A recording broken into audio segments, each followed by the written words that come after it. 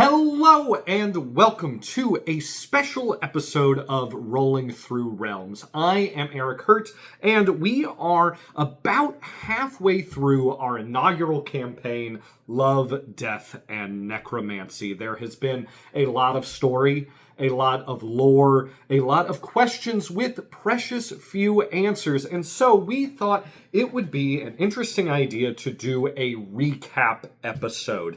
The story so far. We are going to go back and look at where we have been in Love, Death, and Necromancy. So if you have been following along, you can catch yourself back up, or if you are just stumbling upon the show, if you are new to the show, you can listen to this episode and then follow along as new episodes get released every single week. And as you're watching this episode, if you'd like to play a fun little drinking game, you can take a drink every time I say the name of a bird. And because there are so many goddamn bird names in this show, you'll be nice and toasty by the end of this. I myself am starting out with a nice little gin and Sprite because, well, I'm a classy bitch. And so we're just going to go through the story so far and just have a little fun while doing it. And so without further ado, let us get into this recap. Our story takes place in the land of Casarius. This is a fantastical land filled with magic and wonder, where around any corner you may stumble upon a fantastical gnome or a living mushroom, or an owlbear might rip your dick off, because this is a land of danger as well. But it is also a land that is at a point of tremendous change, which is being led by none other than a very famous artificer named Elias Heron. That's the first of many, I promise. Elias Heron is committed to making Casarius safer, and he is putting on a World's Fair in a what he is calling a city of tomorrow. This is called Heron Hill. Bottoms up. Heron Hill, which he is building high up in the Andalades. The Andalades are the northern part of Casarius, and this part of Casarius is sort of an untamed wilderness. It is full of magical creatures and different kinds of species and animals and creatures and magical surprises. And this is where he is building his futuristic city. He is set out to tame the Andalades, to tame that wilderness with this city of tomorrow, which he believes will get rid of so much of the danger that exists within Casarius. Errant spells, evil wizards, these kind of creatures like your owlbears and such that may pose a threat to people just trying to live their lives in this land. And so at this World's Fair is going to be a grand unveiling of a mysterious item. And there to attend the World's Fair are our 5 adventurers. We have Vikrin, a fearbold cleric. We have Gertie, a halfling rogue. Marin, a sea elf ranger.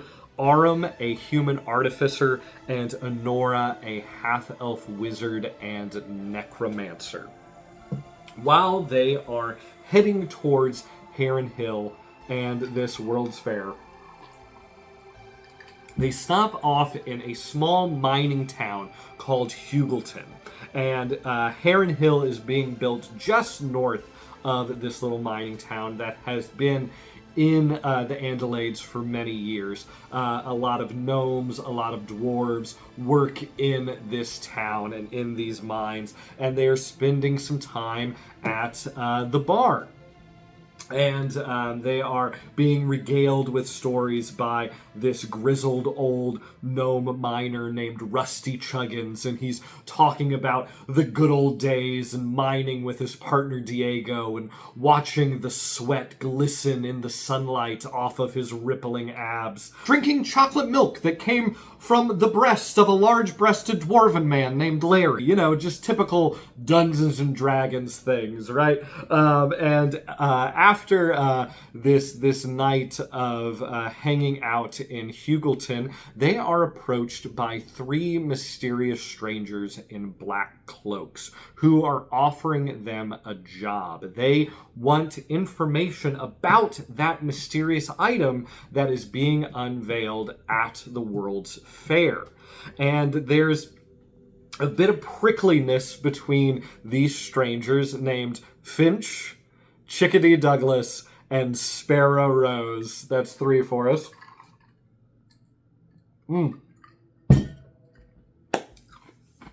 These three are not giving a lot of information. They seem very cagey. They want to keep things very discreet and are willing to pay a good price for that discretion. But the party is not fully on board, and so the two groups go their separate ways. And the next morning is the opening of the Heron Hill World's Fair. And as people begin to enter, as the festivities begin to get started, one of those three, Chickadee Douglas, begins to run through the crowd, going to enter the fair. Sorry, trying to keep up with the birds. So Chickadee Douglas, he is running towards Heron Hill in a panic. He is pushing people out of the way. He is trying desperately to enter the fair, and as he does, he immediately turns into a pile of ash and bones. His body disintegrates, and all that is left is that black cloak. Rest in peace, King. Chickadee Douglas. And so the party leaps on to this scene. They try to investigate it as best they can, and what they find is on the inside of that cloak is a strange symbol. It looks like an oval with a gear in the middle of it, but they can't quite place what this symbol might be before the guards and security of Heron Hill descend upon the scene and take the evidence away. Along with this security is the artificer himself, the man himself, Elias Heron, and his assistant, Bartlesby Bucklesbrook. And Elias does his best to kind of get things back on track, to calm everybody's nerves after they just saw a man disintegrate in front of their very faces. But this is what Elias is talking about. This is the danger that he says that Heron Hill is trying to prevent. A man just suddenly disintegrates, a man just going about his business, trying to go to a World's Fair. This is a dangerous, dangerous land, and we need the advancements of Elias and his city of the future in order to stop these kinds of things from happening. I'm a few drinks behind on that. Anyway, so the crowd sort of moves on from the scene. Again, you know, it's a fairly dangerous world, and so seeing somebody die is not so much a rare occurrence, particularly in this part of Caesarius, up in the Andalades. And as our party begins to explore this World's Fair, they are approached by two young gnomes, and who they had recognized from the bar from the night before. There were three of them who called themselves the Science Team, but here they only see two, and they are approached by these two gnomes who say they are looking for their missing friend, Jeffries. And so the party agrees to try and find their friend. And as they do, they find their way to a strange, futuristic-looking house labeled the House of Tomorrow. They enter into this home, which, unlike the rest of the World's Fair, was locked, was shut down, did not seem to be in operation. But they enter in and power it on. And they see this track with these buggies going through the house, doing a tour. And so they enter in and they begin this tour, which shows them the house of the future with all of these gizmos and gadgets and different things that are new to Heron Hill. But as they are on this ride, knockout gas comes out and they fall into a pit underneath the house where they are strapped to tables, where buzzsaws are descending upon them, where flamethrowers are prepared to burn away the evidence of their torn up bodies. They have entered into the murder house, and here in this pit is Jeffries asleep and tied to one of these tables. But luckily, not all of our party was knocked out. Not all of our party was strapped to these tables, and they managed to escape, and they managed to shut down these buzzsaws and flamethrowers and rescue Jeffries, and who has now rejected science, rejected technology, who sees it for the blight against nature that it is, and he has left the science team behind to live a life attuned with the natural world. As they are exiting the murder house, they see on the floor that same symbol that was inside Chickadee Douglas's cloak. Bottoms up, Chickadee. Fly high, sweet prince. And this time, they see that the symbol is not merely an oval with a gear inside, but an eye. And they recognize this symbol for what it is. It is the symbol of Iworks Manufacturing, a massive manufacturing company that Elias Heron used to work at with his partner, Iworks Fuller. But this company was defunct about 10 years ago when Elias left, and then Iworks allegedly died in a giant factory explosion. But here is this symbol at the bottom of this pit. Oh, all right. Where were we? Okay. Murder house. Recognize the symbol. Iworks presumed dead. We get out of the house, and our attention returns to that item that is being unveiled by Elias at the grand unveiling for the World's Fair. And as they begin to do some investigation, they do some snooping, Marin runs into her uncle Zizou, who is working with Elias at Heron Hill. He is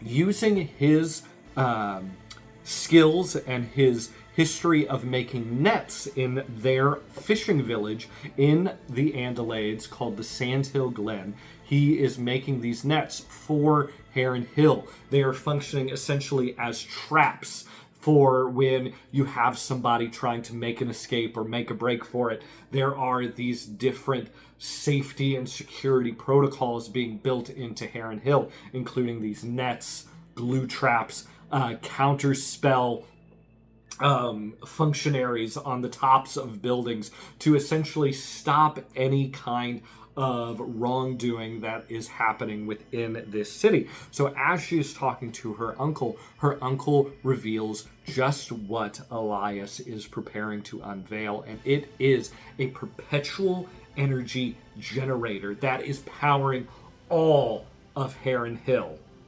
Oh my goodness. It's honestly just a lot of Sprite, you know? I'm just chugging soda over here. Anyway, so they discover this, the truth behind this item and what Finch and Sparrow and the late Chickadee were after. And so they reconvene, but they keep a tight lip on just what this item is, and they begin to talk to their compatriots, who have also enlisted the help of two others, a artificer named Jonathan Bright and a druid named Agatha Foxglove, who are partners and exhibitors at the Heron Hill World's Fair, who are exhibiting what they are calling the hole gun, which creates holes in whatever surface they are shot into. And as they are discussing some of this information that has been gathered here at the World's Fair, they have to come to a decision as Finch and Sparrow ask if they would like to help them steal this item. Again, for a premium price, but are still keeping tight-lipped about what exactly they want this item for. The party agrees to help them steal this item, and they begin to plan this heist. Let's see, where are we? Checking the notes. Yes, so they sneak into the tunnels underneath Heron Hill at one of the exhibits where there are these giant mechanical animals, because Heron Hill is filled with all of these different exhibits. There are these giant mechanical animals, there are rides, there are food booths, there's a robot band, there's just all of these different kind of technological sideshows that you can see here, along with these exhibitors like Jonathan Bright, who are showing off these new inventions. So underneath this exhibit where there are these animals, they find themselves in a series of tunnels below Heron Hill, where employees move back and forth, where they move merchandise and inventory, where there's things that are stocked, and where they believe that this perpetual energy generator can be found. In order to sneak around, Vikrin disguises himself as Elias Heron, a few drinks behind, and manages to successfully fool the employees under these tunnels, and they manage to enter in to the room where this perpetual energy generator is being stored. But as they get to the item, they cast the Identify spell, and they discover that it is nothing more than a large orb that is glowing because it is emitting the light spell. It is a fake, a fraud, a phony. It is not a perpetual energy generator at all. They do not, however... Oh, pardon me. It's the Sprite, I'm telling you. It's not even the gin. They keep a tight lip, but they grab this item. They need to get out of here quickly before they are discovered. But in trying to get some information from an archives that is also down in this tunnel, they set off an alarm and have to make a quick escape. And as they are running, as they are trying to get out of Heron Hill, they get surrounded by guards, both human and robot, as they are stopped. And as they are stopped, Jonathan and Agatha try and steal the orb and run off on their own. Agatha wild shapes into a horse. Jonathan gets on her back, but Vikrin, disguised as Elias, is able to hold on to the orb. And as Jonathan and horse Agatha are trying to make an escape, they are captured in those nets that Marin's uncle Zizu has designed, and they are captured. But in the chaos, Finch and Sparrow make their escape, and they have misty stepped away from the situation, and leaves our party there with the orb as Elias Heron himself emerges onto the scene. All right. All right. Time to switch over. I think I'm switching to beer now. Oh, goodness. So many goddamn bird names. I could just stop saying them. Just start speaking strictly in pronouns. Anyway, so Finch and Sparrow disappear. Elias Heron, the real Elias Heron, shows up. Vikrin drops his disguise and attempts to lie to the gathering crowd and Elias himself by saying that he is here to conduct a security test and that he was hired to try and steal the quote-unquote perpetual energy generator, and by doing so has highlighted some flaws in the security system. Elias is not fooled and goes along with Vikrin's ruse as to not rile up the crowd and cause too much worry or concern by them thinking that this big heist just got pulled in what is supposed to be this very safe and secure city of tomorrow. So he plays along. He says, yes, of course, I remember. It was this demonstration. And then as they kind of press Elias on what this perpetual energy generator is, he admits to them and all of the crowd that this is a fake, that is a decoy, and he tells them that the actual perpetual energy generator is far, far underground and would of course not be so easily stolen by this group of adventurers. And as he plays along, he convinces the party to join him back at his offices where they are to be detained for questioning. And so they go back into where this palace at Heron Hill this palace at Heron Hill where Elias lives, there are also these offices, and they get taken over to this holding cell where they are to be interrogated. And inside this holding cell, they are joined by a construct called Clockwork, who essentially acts as a lie detector and who is able to detect when somebody is trying to deceive them, as well as the man who is doing the interrogation. This is a man named Harrison Scott. And this man reveals that he is part of a group called the Merry Reapers. And this group are emissaries of the Raven Queen, the goddess of the dead. And the Merry Reapers, these Reapers, they hunt for necromancers and the undead, trying to restore balance to the order.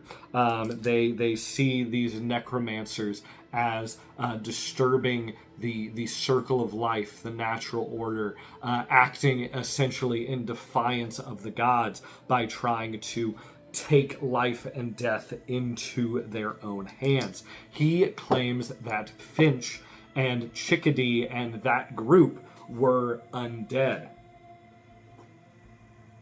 But not your typical ordinary undead. You see, in this world and in the world of Dungeons and Dragons, when a necromancer raises a body from the dead, they are essentially these kind of mindless zombies. They are under the thrall of whatever necromancer raised them up.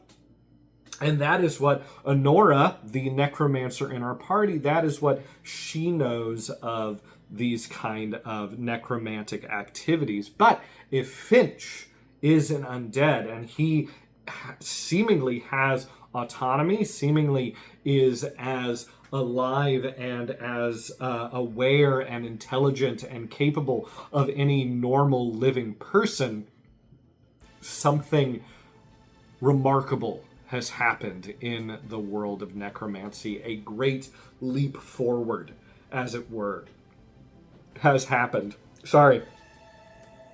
Too many bird drinks. But a great leap forward has happened. How has this occurred? What Honora has done in her necromantic practice is just simple zombies getting raised, these kind of undead minions, and that's what she knows. And from what she knows of her practice in necromancy is not this kind of evil that these Merry Reapers and that Harrison Scott is trying to paint necromancy as, what her and the members of the Necromancy Guild, what they aspire to in their practices is by using these corpses. They are essentially recycling, as it were. They are raising these beings from the dead to perhaps do jobs that living people can't do, that, jobs that may be too dangerous. Perhaps there's poisonous gas, perhaps there's, these vicious creatures, and if we can use these undead to do these tasks, to do these things that might be too dangerous, they can provide a lot of good to the world. And that's how she has been taught to use necromancy. But obviously the Merry Reapers have different opinions about necromancy and necromantic activities. But a big question mark remains over Finch and Chickadee and exactly what these heightened undead are and who is creating them. But Harrison Scott is offering them a job. He is requesting that they go down to Honora's hometown of Albering, an island just south of Caesarius and a hotbed of necromancy. See, down in Albering, there was a tradition of necromancy that came about because of these tortoises that lived on the island, who would bury themselves in the sand in the fall and emerge in the spring, seemingly coming back to life. That inspired the people of Albering to practice necromancy and to have a great reverence towards it. And that's where the Necromancers Guild is located. There below the wreckage of a ship called the Tuesday Coraldo, which had been turned into an opera house there in Albering. That is where the Necromancers Guild is at. But Harrison Scott is sending them down to Albering because he has information that there is a package that is being targeted on its way to Albering, that a undead is believed to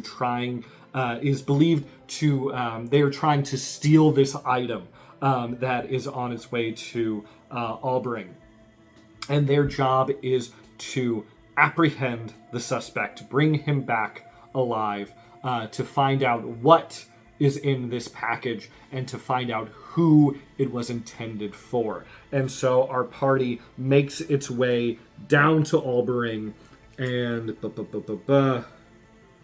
I gotta check my notes. They are going to make their way down to Albering, but before they do, they are going to track down Finch and Sparrow. One, for information. Two, because they still need to be paid. And so they begin to make their way through the Andalades towards Vikrin's home village in the Whistling Woods. These woods where these trees, these hollowed out trees, make a whistling noise as the wind blows through them, and this Firbolg village can be found. And they track Finch and Sparrow back to the village where Finch has Vikrin's mother at knife point. They convince Finch to let her go, but then they are all attacked by a trio of blights that emerge from the forest. A twig blight, a stick blight, and a vine blight, who have emerged from these woods to drink the blood of our adventurers, but are shattered, are brought back to nature and become one with the soil. They manage to deal with these blights and defeat them and have a long conversation with Finch. Where Finch lays his cards out on the table. Yes, he is an undead. Yes, he is a heightened undead. And who brought him to life? None other than Iwerks Fuller, who he is claiming is very much alive. But, interestingly enough, Finch does not know that Iwerks was once an artificer, that he was a partner of Elias Heron. He only knows Iwerks as this necromancer who is able to create these heightened undead. And as he explains the situation, as he explains who he is and how he came to be, he tells them why he was looking for this item, which was revealed to be the perpetual energy generator. The heightened undead, this group where there are a few dozen of them in existence, even though they have this autonomy and these abilities and this intelligence, their lifespans are cut short. They can only survive about 4 years before what happened to Chickadee Douglas happens to all of them. And he believed that whatever Elias was unveiling, he had gotten information that maybe he could use that to help him and his compatriots live longer. But unfortunately, all they could come up with was this decoy perpetual energy generator. And as he parts ways, he warns the party of a figure called the Phoenix. He says that this heightened undead is incredibly dangerous and that he leaves death in his wake and that he is hunting after necromancers, and so that they need to keep a keen eye out for the Phoenix. But after they part ways with Finch, the party continues down to Albering, where they meet their Merry Reaper contact, a raven Aarakocra named Algonquin. And if you're wondering, is he hot? Yes. Yes, he is. As they talk to Algonquin, he tells them who they're looking for and some more details of the job as they are there at the docks waiting to find this suspect trying to steal this package. So they stake out the docks until they see their suspect hiding out in the water, climbing aboard this ship. They sneak on and they manage to capture this suspect, this very, very loud, angry, foul-mouthed elven figure who is combative with them. They manage to stop him, capture him, but as they are interacting with this suspect, on board the ship comes this group of undead, and this is not the heightened undead like Finch. These are your typical, normal, shambling zombies, and they too are after this package. And so the party manages to defeat these zombies as well and figure out just what this suspect was after. They find a crate, and it is filled with humanoid hearts.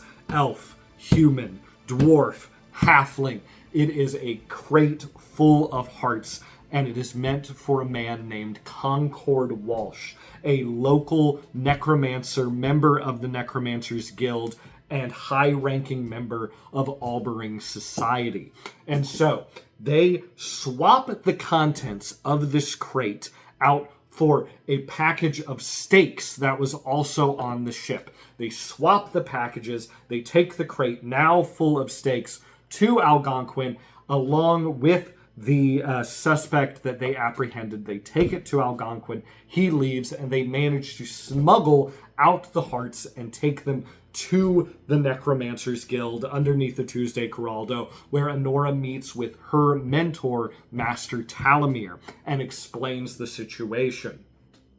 Talamir tells them that the human hearts, Concord wanting them, that's sort of just your run-of-the-mill necromancer activity. You gotta have body parts if you're gonna practice necromancy. It's just part of the job. And so he's explaining that to them, and he lets them know that Concord is going to participate in the Tortoise King Regatta the next day, and the Festival of the Tortoise King is upon us. This is an annual festival that happens in Albering as the first tortoises are emerging from the sand. And it's this huge party. There's all of this traditional Albering food and art and dances, this huge cultural festival that includes this big sailing race around the island of Albering.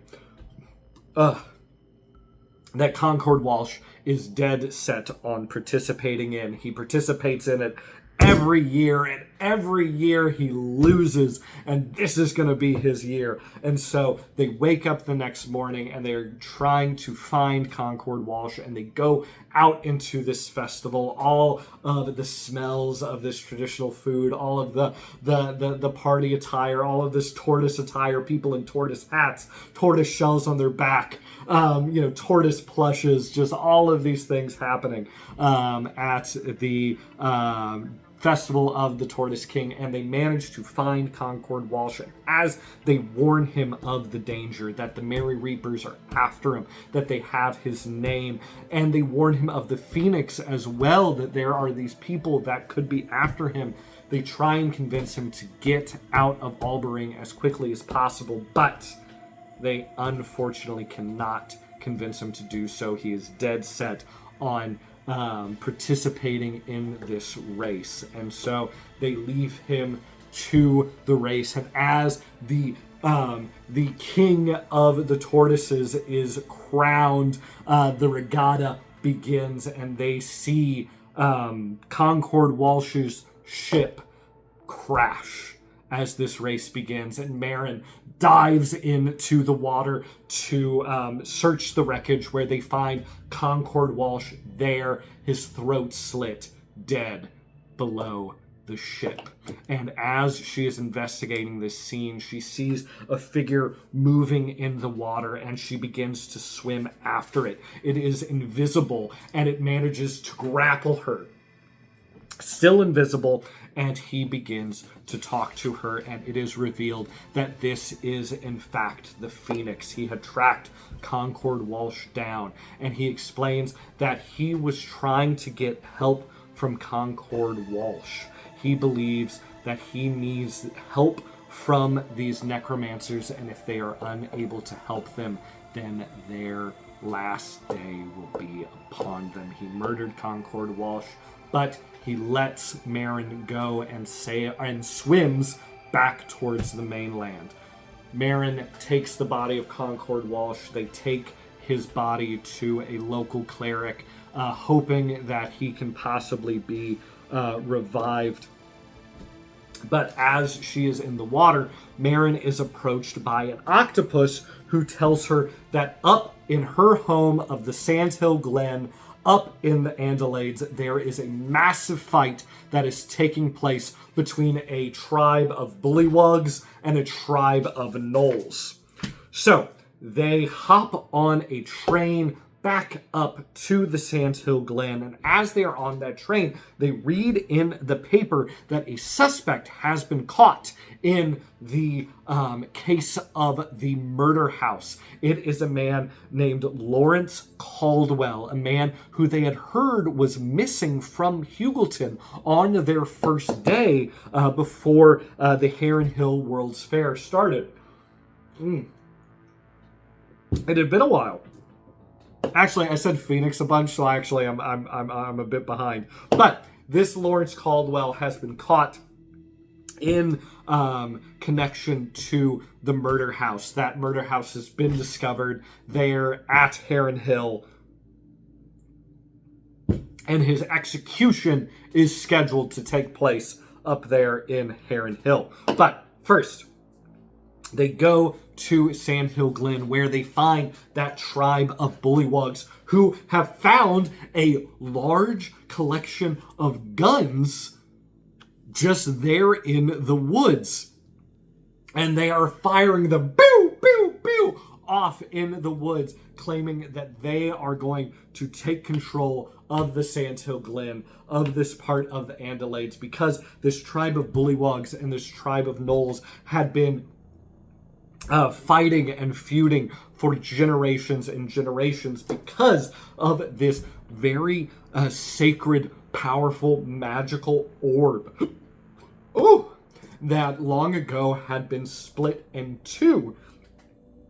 The Bullywugs took one half, the Gnolls took the other, and they had been fighting to get full control of this orb ever since. But now that the Bullywugs found these guns, they believe that they can defeat these Gnolls, take the other half of the orb, and take control of the Sandhill Glen. Now, as I mentioned these guns, it is important for me to mention Gertie, our halfling rogue, her family owns a gunnery in the city of Wivering in the Worm Mountains. Now, these guns have been brought to Elias Heron and Heron Hill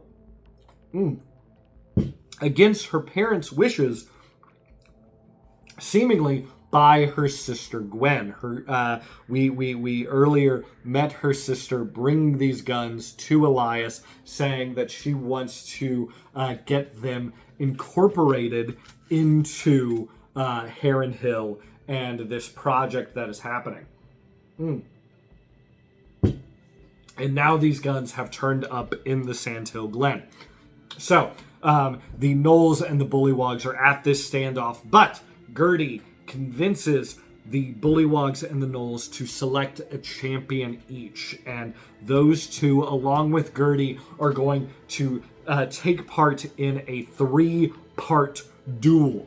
And the winner will claim victory. So they get into this triangle formation. They are setting up this Mexican standoff. They are there waiting to fire, and the Bullywug, carrying 2 revolvers, shoots them both off, hits Marin twice, and manages to win this duel and claim victory.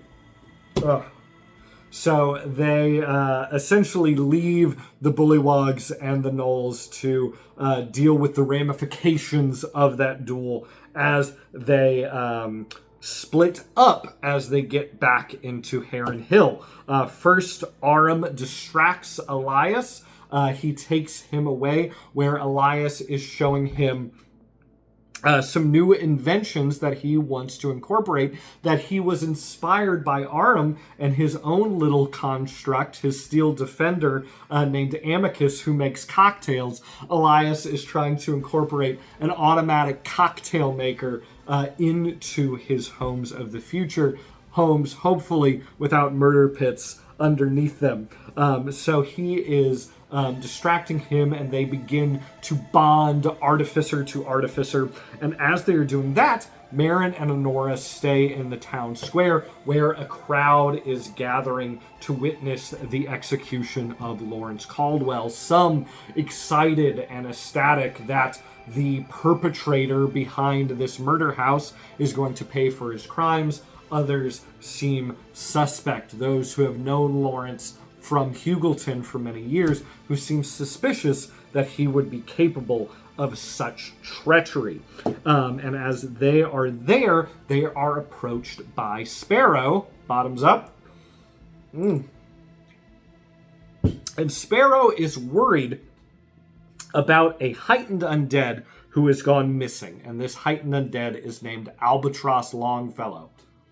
And as she is describing him, she describes a very similar figure, a figure who is going down to Albering to get a package, a heightened undead who our party turned over to the Merry Reapers. But Marin and Honora are able to avoid letting on that they have captured this heightened undead, and the reason that he is missing is because of them. Sparrow is worried about him. She explains that the reason he was after that crate of human hearts is that some of the heightened undead believe that if they eat human remains, that they may live longer. She's not sure if it works, but there are some of these heightened undead who believe it's worth a shot. But she asks them for help because she is worried if Albatross has gone missing, and if he's been captured by a group like the Merry Reapers, that they may get information out of him and they may find where these heightened undead are living. And she says to find them in an area in the south of Caesarius called the Barrow Glades, and that they may help the heightened undead be protected from the Merry Reapers. And as this conversation is happening, Vikrin and Gertie go up to the offices in Heron Hill. Another one. So many birds. So many birds. How we all doing? We holding in there? I hope nobody's doing a shot for every bird name because, well, you're probably dead by now. Anyway, so they go to Harrison Scott, who is up at these offices, and they want to have a conversation with him. And as they are talking, they find that Harrison Scott himself seems very suspicious about Lawrence's guilty verdict. But what's odd is that Lawrence admitted to the crime, and Clockwork was there and said that Lawrence was telling the truth, and yet Harrison Scott seems suspicious, and he specifically seems suspicious of Elias and wants to find out more information. But as they are having this conversation, as they are talking to Lawrence, who again is admitting to this crime, they discover that he has a spell cast on him. He has an enchantment cast on him, and it just might be modify memory. And so they want to try and find a way to prove Lawrence innocent because he has this modify memory spell on him. But as they are having this conversation with Harrison, he takes them to where he has Albatross Longfellow kept captive. And in this room, Albatross is hung from the rafters. And as he is hung from this rafters, they see where his back is cut open and peeled back to expose his muscles. And Harrison Scott has been conducting experiments on him, trying to figure out how these heightened undead work, as well as torturing him for information, just as Sparrow worried he might. Birds.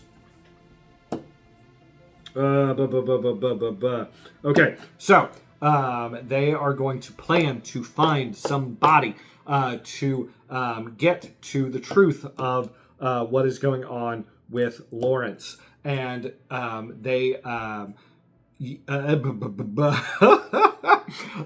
Gertie reaches out to a friend who may be able to help, who is able to cast Dispel Magic, get rid of this Modify Memory, and see if Lawrence Caldwell is actually telling the truth, or if he just thinks that he created this murder house.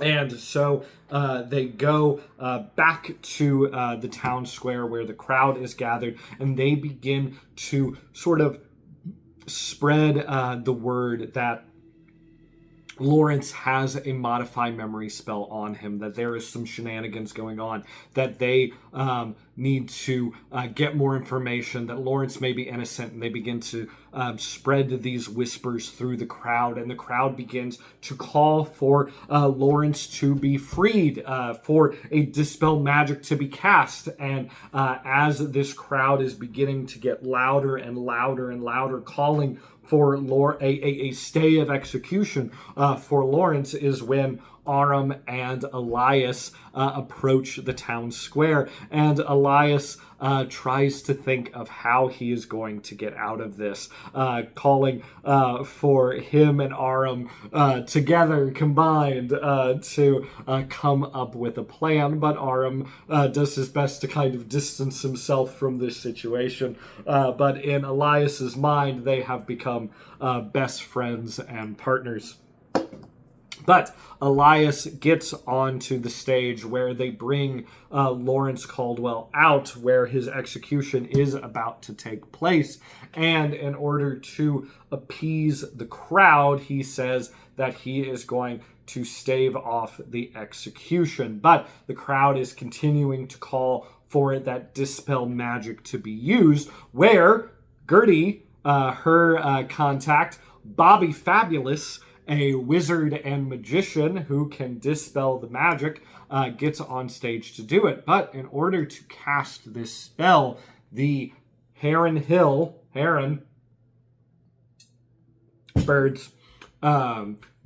Hill defenses have to be dropped. And as they are dropped, a member of the crowd who still believes in Lawrence Caldwell's guiltiness shoots an arrow that hits Lawrence Caldwell, and they rush him off the stage, and they take him back to the offices where they can continue this investigation, and they manage to cast Dispel Magic. They release this spell on Lawrence, and he suddenly he doesn't know where he is. He doesn't know what's going on. And he has absolutely no memory of this murder house. And as they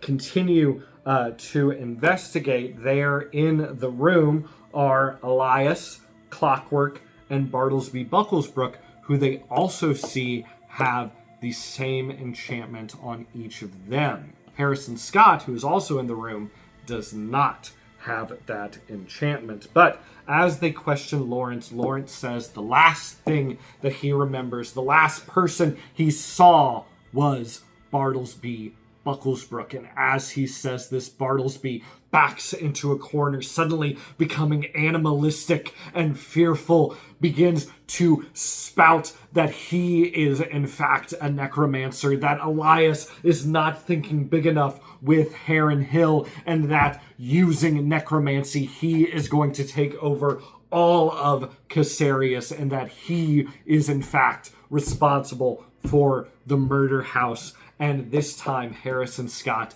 does not wait for a dispel magic to be cast. He hears all of this necromancy talk, and he decides to act. And despite Vikrin trying to stop him, despite Vikrin standing in the way of 2 slashes of Harrison Scott's scythe, he steps down and allows Harrison Scott to murder Bartlesby Bucklesbrook. And he swiftly, with his scythe, decapitates Bartlesby and leaves him for dead. After this occurs, Elias instructs everybody to leave his offices, to get out, and they in fact do. Where are we? Checking the notes. These are just going to get more valuable the more times I have to name birds. So they leave. They leave with Lawrence, who they have found innocent because of this modify memory spell, even though they don't know exactly who cast it on him, possibly Bartlesby Bucklesbrook, but who has his own modified memory spell cast on him, but they tell Lawrence to get as far away as possible, to get away from Heron Hill, away from Hugleton, away from this murder house. And they make their way down to the Barrow Glade to help Bird,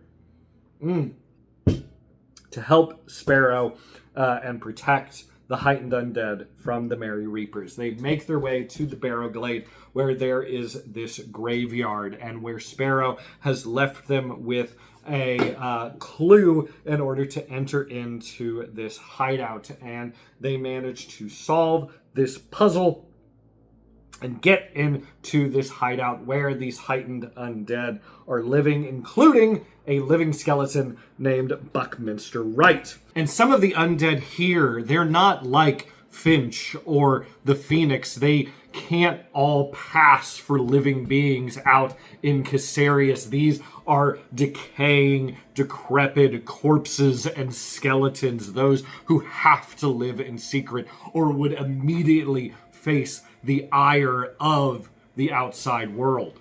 When they arrive into this hideout, they see these heightened undead are arguing amongst themselves about what they're going to do. Are they going to stay and fight these Merry Reapers as they come? Are they going to run away? And they begin to bicker back and forth until a figure, a pale white figure with white hair and a scar over his eye and going down his face, the figure known as the Phoenix Bird.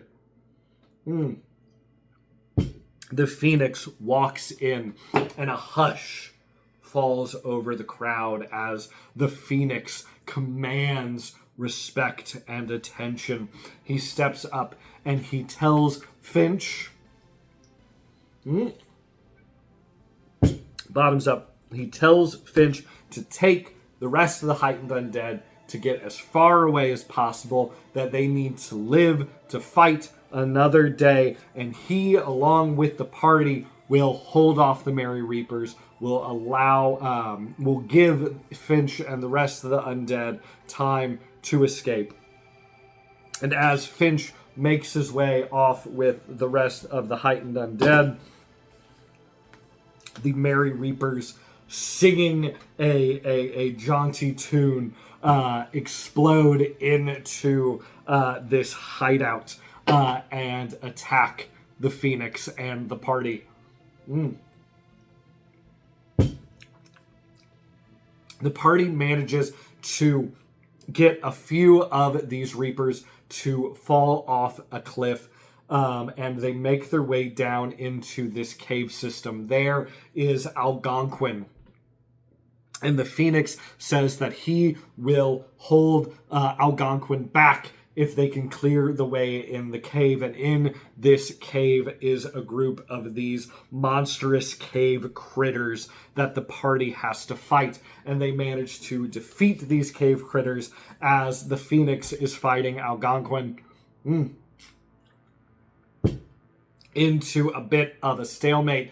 But in order to end it, he causes a cave-in to block Algonquin from progressing further, and they make their way through the cave. They get into a clearing where the Phoenix starts a campfire. And they have a conversation. The Phoenix reveals that his true name is Swan St. Michel. And that the Phoenix is a title that has been given to him. This title is saying that he will give the undead and the heightened undead greater life. He goes into his motivations, and he says that he believes that there is a necromancer out there who has created a perfect undead, who doesn't have this 4-year shortened lifespan, but an undead who is just a truly, fully living being that can feel and taste and touch and sense and live the way any other human living creature can. And his aim is to find that perfect undead or that necromancer and find the secret to full life for the undead and to take that technique back and give full life to the undead. And that is why he has been given the title of the Phoenix. He is the one who is going to allow the undead to live these full lives, to become full living beings. He talks to them of the land of Naro, where the undead live freely and away from all of the fear and the hostility that they face in Caesarius. And he also talks of the Tome of the Raven Queen, which holds the secrets of life and death, but has been missing for quite some time. But at the same time, he explains that he believes that his life and the lives of the other undead are cursed. For your typical normal undead, these shambling minions who are in the thrall of whatever necromancer raised them, he believes that that is torture. It is a life worse than death. It is a life of nothing but slavery and servitude being used as a tool for a necromancer. And for the heightened undead, their shortened lives where they are not able to experience the full pleasures of life. They can't taste. They can't partake in some of the carnal pleasures of life because they are these heightened zombies. He believes that those are cursed lives as well. So as he is on his mission, searching for this necromancer who he believes can unlock that secret to full life, he does not want necromancers creating any more undead. He does not want this curse, as he believes it, to continue to spread. And so if this necromancer is not the one he is searching after, then he is set to kill them. That is his sort of view of the situation, and that is how he explains his motivations. So he thinks it is better that there are none of these undead unless they can live full lives.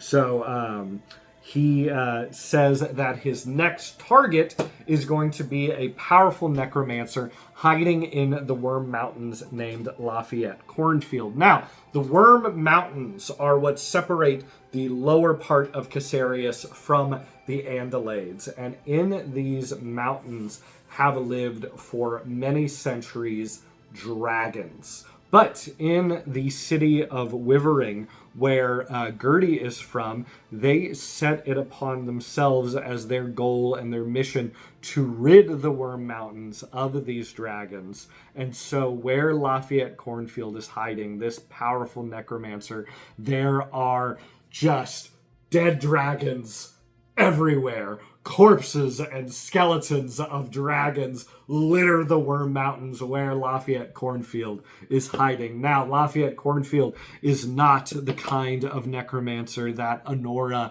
and the members of the Necromancer Guild in Albering attest themselves to be. His goals with necromancy are not to benefit society by creating these kind of heightened tools that they can use out of the dead. His goals are to take over Caesarius. He is tired of necromancers being pushed to the fringes of society. He is tired of living in fear and cowering because of the magic he has chosen to practice. And so, in hiding out in the Worm Mountains, he has been practicing his craft in an effort to take over Caesarius and to bring other necromancers over to his cause in order to help him raise an army of the dead to lay siege on the capital. So they leave the Barrowglade where they enter into Umberdale, which is Auram's hometown, and just a little flavor, a little flavor text. Umberdale in Caesarius has the great distinction of having the most deaths per capita for 5 years running. It is a very dangerous little town where adventurers often come to prove their mettle. It just seems that something about this part of Caesarius attracts danger, attracts great beasts and creatures that lay siege on this town, but where Aram has managed to make a rather fine living for himself, outfitting these adventurers as an artificer. But as they enter back into Umberdale, a little robot is rolling down the street who approaches Aram with a message from Elias and Heron Hill. Elias is requesting Aram's presence back at his city. I'm not saying the name, so you don't have to drink. He's requesting his presence back up at the city and asks him to come alone. At the same time, Gertie gets a message that there is something happening at the capital. Corvering, there is going to be a big announcement from the king himself and Spa Cassowary. Cassowary, that's a bird. Super cool bird, by the way. Very cool bird. Look up cassowaries. They're dope.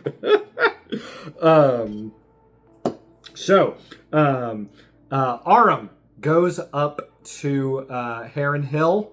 Bird. The rest of the party goes to Corvering. And in Corvering, the king, Anspa, he is making an announcement. Now, Anspa and his family are deeply, deeply religious. There is a pantheon of gods that is worshipped in Caesarius, and Anspa, the king, is also the head of this church. And in part of his duties, in part of his vision as the religious leader of Caesarius, he has a hard stance against necromancy and necromantic activity, and a hard stance against the undead. He has tasked the Merry Reapers to weed out the necromancers and the undead and to rid Caesarius of what he believes is an unnatural scourge upon his nation. He believes that it is a threat to his city and the well-being of his people. It is a disorder in the balance of Caesarius. Hold on. Time out. I believe I forgot something.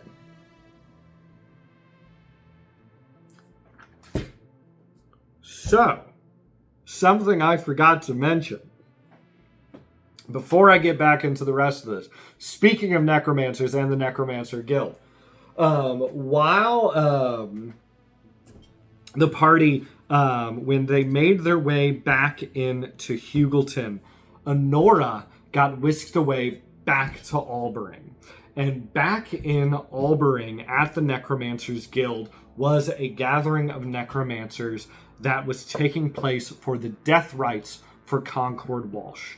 They got Concord back from this cleric in order to perform these death rites. As part of the Necromancers Guild, when he perished, his body became a part of the necromancy. It was donated in a way to the necromancy practices, and his body was to be interred here at the Necromancers Guild, where necromancers could then use it to practice their magics. And there was a ceremony here at the Necromancers Guild where Talamir explains that Concord's body will be used to further the practice of necromancy. And so here in the Necromancers Guild, under that ship, is a tomb where all of the bodies of these dead necromancers are interred, and these plaster casts of their body are there to represent what part of their bodies are being taken and used for these necromancy practices. I just wanted to mention that as we were talking about necromancy and necromancers. It is love, death, and necromancy after all. So any of the necromancy flavor, I gotta make sure I mention for all the lore drops, This is, I gotta be thorough in my recap here. Anyway, so Anspaw, he's given this announcement up at Corvering, and he explains that there is going to be a further crackdown on necromancy. There's already been sort of a campaign against necromantic activity, but they are doubling down. They have allowed the kind of necromancy to happen in Albering. They've kind of turned a blind eye, and they say, no longer. We're not going to stand for it. We are going to crack further down. The Merry Reapers are going to have full reign. They are emerging out of the shadows and into the light to crack down on necromancy. And a part of that emerges Jonathan Bright and Agatha Foxglove, who are there representing Elias, and say that their whole guns have now been transformed into destroy undead guns. And they wheel out the body of Albatross Longfellow, Albatross bird, to test out these destroy undead guns, and they kill Albatross there on the balcony. So, with the help of Elias, with the help of the Merry Reapers, there is going to be this crackdown. They also explain that up in the Sandhill Glen, there was a large explosion that took out a tribe of bullywogs and gnolls. But out of that destruction, Elias is going to build new residencies to further build out his city of the future. But back in Heron Hill, there has been no explosion. Heron. And Aram and Elias are just having a gay old time at the city of the future. Now, Elias has closed down this city after all of the scandal and all of the problems and everything that happened with Lawrence and the murder house and all of this. So he has shut it down. And so it is just him and Aram. But in just the couple days since they have last been there, Elias has built all of these new things. There's a roller coaster. There are new exhibits. There are rides. There are new. He has been hard at work building up Heron Hill even further. Gosh. Whew. Anyway, so he's been building up the city. Him and Aram are just having a ball. They're going on rides. They're eating cotton candy. They're eating corn dogs. They're seeing a robot band perform. There are the flying machines and the mechanical animals. There's all this stuff. They're having a great time. And they go back to Elias's home, and Elias begins to talk about the city and his goals and his motivations. And he reveals that he was married at a time. And he was married for a short amount of time, just a year, until his wife got ripped apart by an owlbear and died. And so that spurred him to want to create a city that was safer, that would keep out the dangers of Caesarius. And as he is talking in the distance in the Sandhill Glen, that explosion they were already talking about in the capital happens. So the party comes back up to the Andalades. They meet up with Aram. They run to the Sandhill Glen, which is on fire. There are creatures running back and forth. There are dead bullywogs. There are dead gnolls. They put out the fire. They investigate the scene, and they find a large crater where this explosion has happened, and they see the two halves of that orb. And they discover that the Bullywogs, after retrieving the other half of that orb, tried to put it back together, and in doing so, caused this big explosion. And they discovered that what this orb is in fact a material known as beryllium.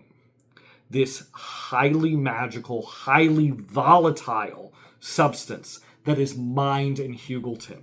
And it is this substance that is used to give magical items and magical artifacts, to imbue them with their magical properties. And the Bullywogs trying to fuse it back together without the skill in order to handle this large amount of beryllium caused this explosion. So after they put out this fire, after they save as many creatures as they can, they go with Marin's family, where her father is vowing vengeance against Elias, who is vowing to stop Heron Hill from encroaching into the Sandhill Glen.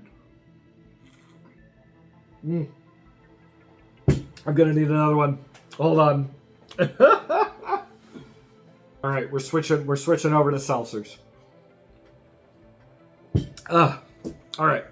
So, Marin's dad vowing vengeance, but her uncle Zizu comes and he tries to defend Elias and shows no remorse for the dead Bullywogs and Gnolls, and sees this action, if Elias was in fact responsible, if he orchestrated this explosion in order to expand Heron Hill, maybe that's not such a bad thing. And this argument between the family reaches a fever pitch until Zizu storms out and goes back to Heron Hill. Oh.